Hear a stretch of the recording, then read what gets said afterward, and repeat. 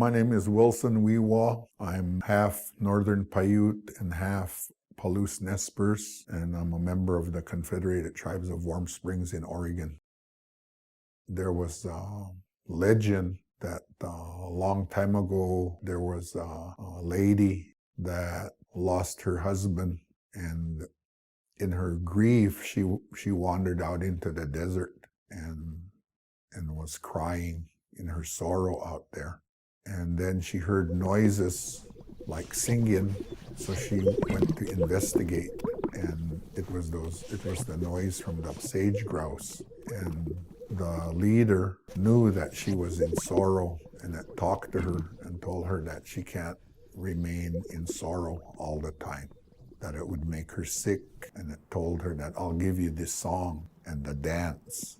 And so they incorporated that dance among the Wasco people.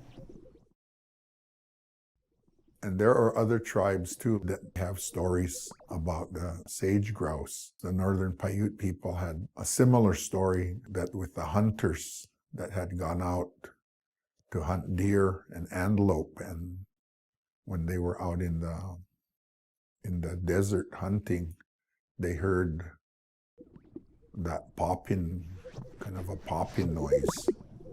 And so they were wondering what was making that noise, and when they came over the hill, and it was the sage grouse. And I guess you could call it facing off to one another. And so from the sage hens, then the Paiute people learned how to make war on other tribes when when you come together like that.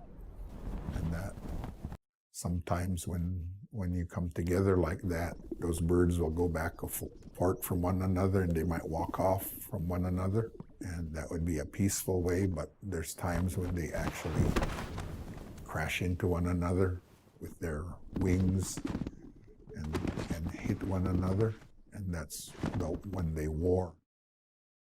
But in those days, there were lots of sage hens compared to now.